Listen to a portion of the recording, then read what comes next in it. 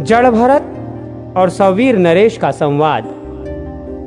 श्री पराशर जी बोले, उनके ये परमार्थ में वचन सुनकर राजा ने विनयावनत होकर उन विप्रवर से कहा। राजा बोले, भगवान, आपने जो परमार्थ में वचन कहे हैं उन्हें सुनकर मेरी मनोवृत्तियां भ्रांत सी हो गई हैं। हे विप्र, आपने संपूर्ण जीवों में व्याप्त जिस असंग विज्ञान का दिग्दर्शन कराया है वो प्रकृति से परे ब्रह्म ही है, इसमें मुझे कोई संदेह नहीं है।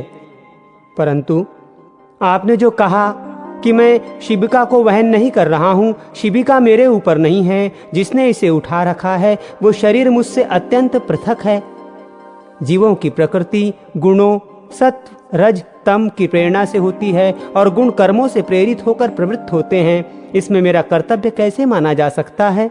हे परमार्थज्ञ, ये बात मेरे कानों में पड़ते ही मेरा मन परमार्थ का जिज्ञासु होकर बड़ा उतावला हो रहा है। हे द्विज, मैं तो पहले ही महाभाग कपिल मुनि से ये पूछने के लिए कि बताइए संसार में मनुष्यों का श्रेय किसमें है, उनके पास जाने को तत्पर हुआ हूँ। किंतु बीच में ही आपने जो वाक्य कहे हैं उन्हें सुनकर मेरा चित्त परमार्थ श्रवण करने के लिए आपकी ओर झुक गया है। हे द्विज, ये कपिल मुनि सर्वभूत भगवान विष्णु के ही अंश हैं। इन्होंने संसार का मोह दूर करने के लिए ही पृथ्वी पर अवतार लिया है।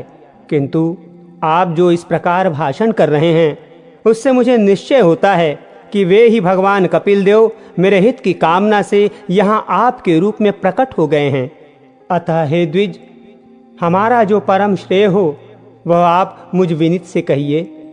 हे प्रभो, आप संपूर्ण विज्ञान तरंगों के मानो समुद्र ही हैं। ब्राह्मण बोले, हे राजन, तुम श्रेय पूछना चाहते हो या परमार्थ?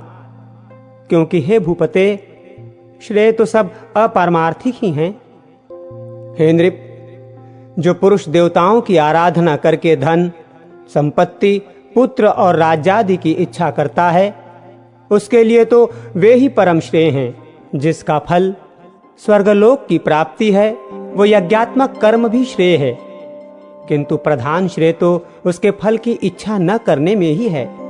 अतः हे राजन, योग युक्त पुरुषों को प्रकृति आदि से अतीत उस आत्मा का ही ध्यान करना चाहिए, क्योंकि उस परमात्मा का संयोग रूप श्रेय ही वास्तविक श्रेय है। इस प्रकार श्रेय तो सैकड़ों हजारों प्रकार के अनेकों हैं, किंतु ये सब परमार्थ नहीं है। अब जो परमार्थ है सो सुनो। यदि धन ही परमार्थ है तो धर्म के लिए उसका त्याग क्यों किया जाता है तथा इच्छित भोगों की प्राप्ति के लिए उसका व्यय क्यों किया जाता है? अतः वो परमार्थ नहीं है।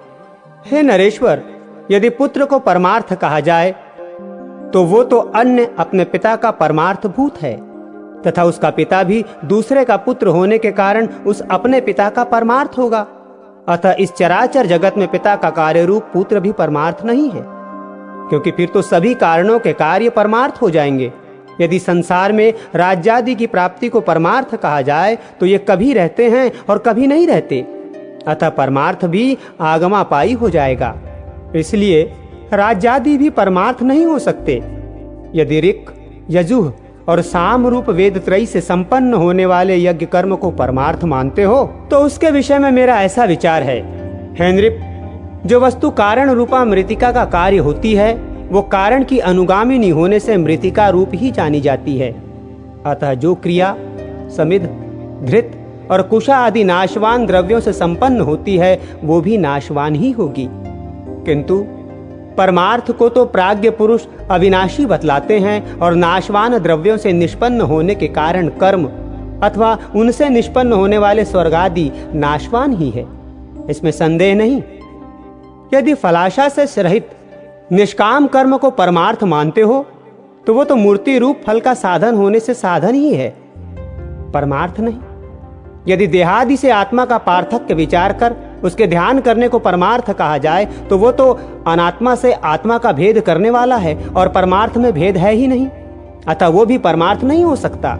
यदि परमात्मा और जीवात्मा के संयोग को परमार्थ कहे तो ऐसा कहना सर्वथा मिथ्या है, क्योंकि अन्य द्रवों से अन्य द्रव की एकता कभी नहीं हो सकती। अतः हे राजन, निसंदेह ये सब श्रेय ही है, परमार्थ नहीं। अब जो परमार्थ है वो मैं संक्षेप से सुनाता हूं, श्रवण करो। आत्मा एक व्यापक, सम, शुद्ध, निर्गुण और प्रकृति से परे है। वो जन्म, वृद्धि आदि से रहित, सर्वव्यापी और अव्यय है। हे राजन, वो परम ज्ञानमय है। असत, नाम और जाति आदि से उस सर्वव्यापक का संयोग न कभी हुआ है, न होगा। वो अपने और अन्य प्राणियों के शरीर में विद्यमान रहते हुए भी एक ही है। इस प्रकार जो विशेष ज्ञान है वही परमार्थ है। द्वैत भावना वाले पुरुष तो अपरमार्थदर्शी हैं।